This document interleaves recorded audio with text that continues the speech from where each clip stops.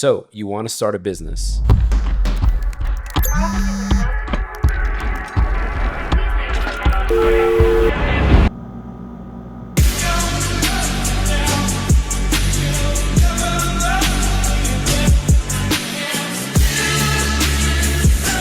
Most businesses fail within the first 5 years. Very well-known statistics. I want to give you some foundational advice in this video to possibly reshape the way that you're thinking about going into this business venture of yours.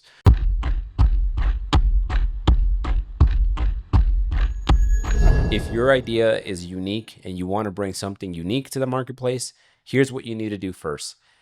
You need to make sure that you're validating your idea before you spend time or money on it.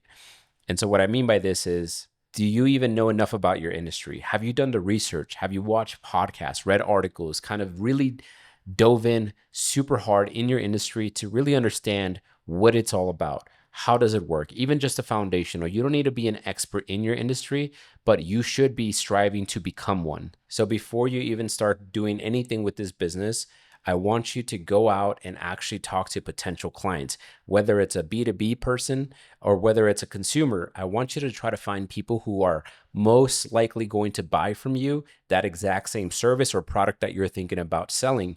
And I want you to get their feedback. Go out and tell them what you're trying to do and ask them for real candid feedback and what they really think about your idea.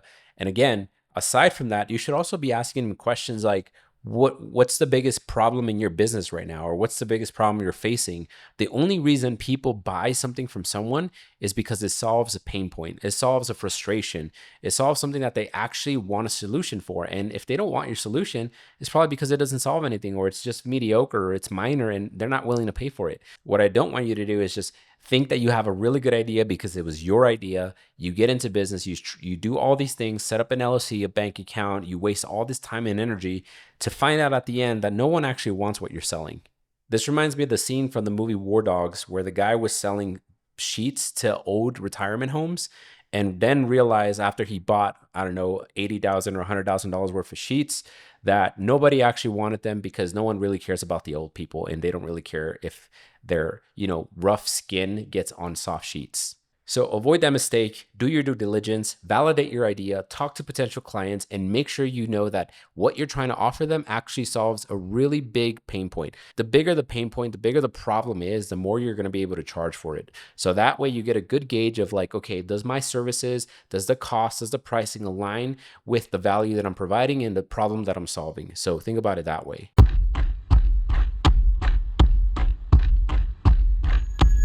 Okay, now I want you to be really honest with yourself and I want you to assess your skills and capacity. Do you have the skills and the capacity to actually deliver really good results or really good value to that client? Now, going back to what I mentioned in the first part, you should be doing deep dives into your industry or your potential clients, getting to know the industry as a whole and understanding the foundations of it. For example, if you're going to offer a service to real estate agents, you should at least know how the real estate transaction works, how they get paid by buyers, how they get paid by sellers. And for example, recently there's been a big NAR lawsuit that happened that has actually changed the landscape of real estate. Now it changes the way that buyers agents are compensated.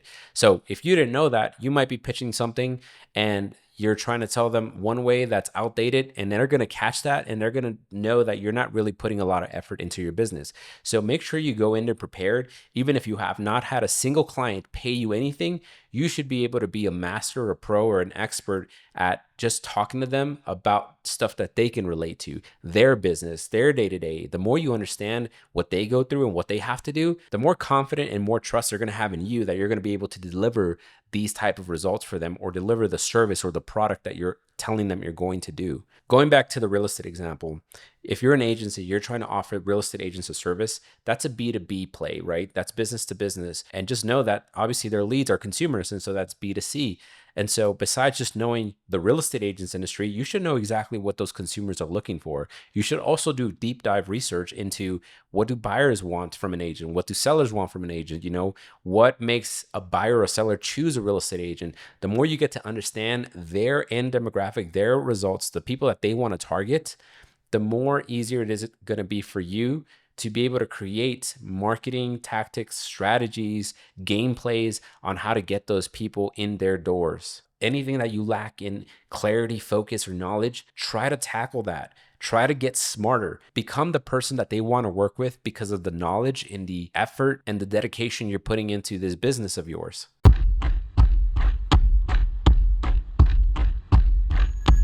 Okay, so the next thing I want you to think about is getting sales before you spend any money.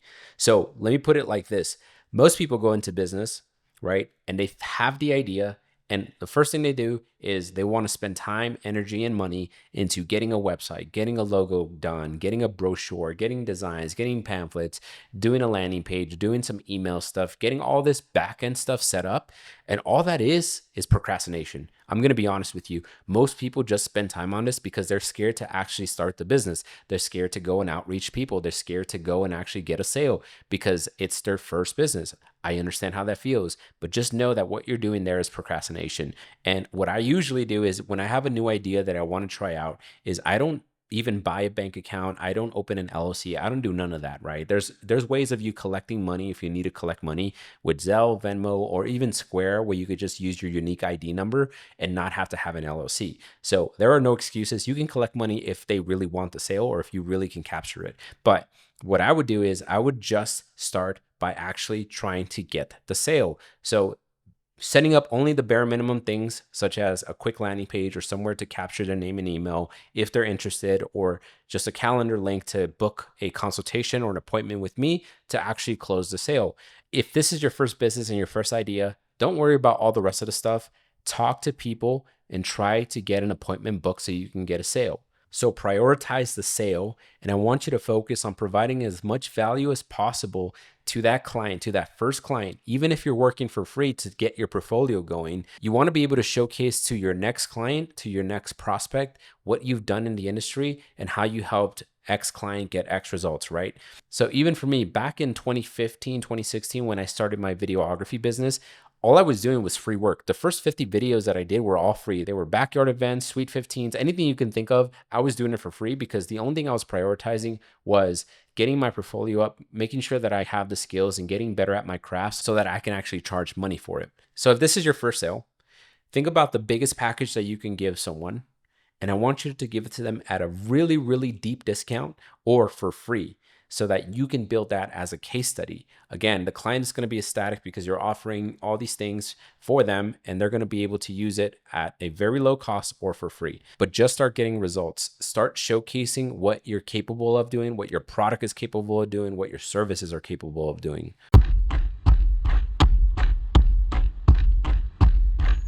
And this last approach is very crucial to the longevity of the future success of your business. Most people think about the today. How much money can I make today, this week, this month, this year? And that's how I started. I was never thinking about anything longer than 1 year. I just wanted to know, okay, what's my goal for this year? How much do I want to make? And that's good and dandy. But I want you to reframe that mindset, and I want you to start thinking in the 10-year landscape. So what does my life look like? What does my dream life look like? I want you to dream big and actually curate your dream life in every single way possible with as much detail as you can. Where do you currently live? Do you have a house? Do you have a family? What kind of clothes do you wear? How much money is in your bank account? Do you have a nonprofit? Like, just think of every single way that your dream life looks like, what you're going to be doing, what your work-life balance is going to be like, what kind of business you're going to have. Are you starting a business to just make money and have freedom to travel? Or are you starting a business because you want to provide for your family? Or are you starting a business and you want to get to the point where you have 500 plus employees running something super huge?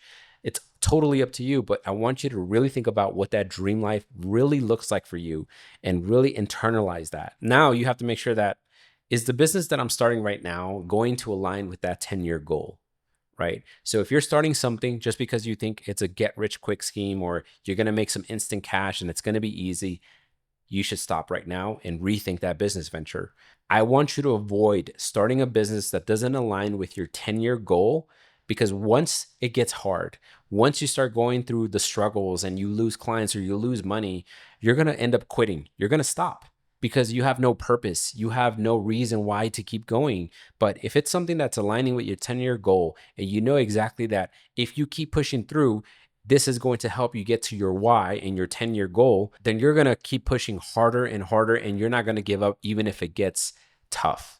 I want to avoid you guys wasting a lot of time and energy on things that you think are priorities in your life, but they're not. And even for me, when I started my business, I wasn't thinking in that timeline. And so I ended up giving up or quitting on one of my business ventures because when I started to actually think about my 10-year goal, it was never aligned to it. I never saw a way where that business that I was in was going to get me to my 10-year goal. And so I said, if this is not where I want to be in 10 years, why am I still doing it? And that resulted in me reevaluating my life choice and actually making the tough decision of shutting it down and actually working on my 10-year goal. So I hope this video served you well. If you want more tips or advice on how to start your business or how to even grow it, how to get your first clients or customers, make sure you subscribe to this channel, because that's all I'm going to be making videos about, is helping people start their first online business or grow their business, whether it's local or online. And if you have any questions, make sure you comment them down below so that I can make videos about them shortly. Stay blessed and chase the rest.